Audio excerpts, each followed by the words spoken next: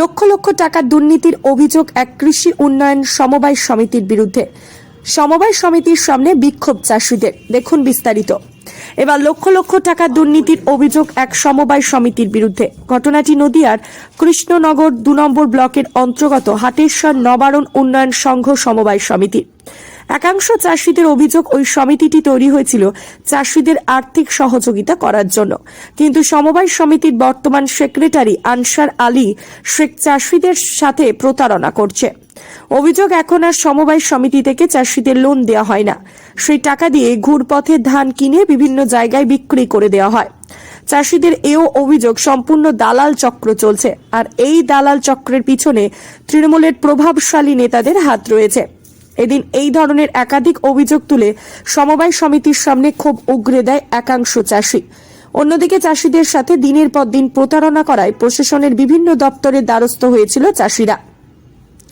তবে এখনো পর্যন্ত তার কোনো সুরাহা না হয় আগামী দিনে আদালতের দ্বারস্থ হওয়ার হুঁশিয়ারি দিয়েছেন বিক্ষুব্ধ চাষিরা।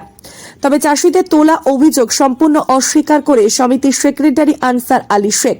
তার দাবি, চাষিদের সাথে কোনো প্রতারণাই করা হচ্ছে না, অহেতুক সমিতির বদনাম করার চেষ্টা করছে চাষিরা।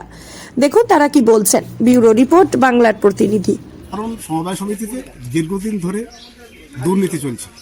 এখানকার যে দায়িত্বপ্রাপ্ত সম্পাদক আফসার আলী শেখ, সে নিজে স্বাধীনভাবে দিনের পর দিন দুর্নীতি করে চলেছে এবং এখানে কৃষকদের যে ধান কেনার কথা, যারা এখানে লোনি মেম্বার, তারা লোন নিয়েছে, ধান দিয়ে তাদের লোন শোধ করবে, কিন্তু 22-23 অর্থবর্ষে দেখা যাচ্ছে যে সে এখানকার কৃষকদের ধান না কিনে কৃষকদের কাছে বিশ্বাসঘাতকতা করে সে নপাড়া ২ নম্বর গ্রাম পঞ্চায়েতের অধীন সোনাতলা MSK মাঠে ধান ক্রয়ের ডেট ফিক্স করেছে।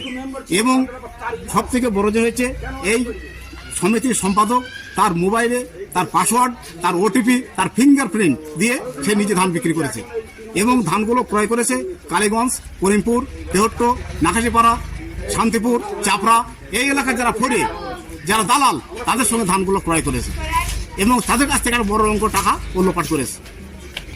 আমি এই সমিতির একজন সাধারণ সদস্য এবং পঞ্চায়েতের এক্স সচিব এবং এক্স প্রধান সালপাটুয়ের। আমাদের অভিযোগ হচ্ছে, এই সমবায় সমিতি যে সরকারের যে ঘোষণা, সেই ঘোষণা অনুযায়ী ধান প্রকৃত চাষিদের কাছ থেকে কেনে না।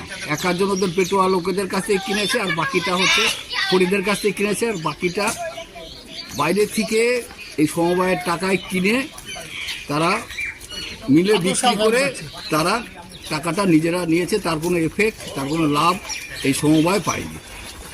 অভিযোগ করছেন তেনারা এর আগে স্বজন পোষণ করে সমবায় সমিতির তছরূপ করে অনেক কিছু করেছেন। আমরা সেইটাকে শুধুমাত্র প্রতিরোধ করছি এবং সেই প্রতিরোধ করতে গিয়ে এই বিভিন্ন রকমভাবে অপপ্রচার আমাদের নামে করছে। একটা অভিযোগ, আপনি বর্তমানে কি পদে আছেন? বর্তমানে আমি নবারণ কৃষি উন্নয়ন সমবায় সমিতির সম্পাদক পদে আছি।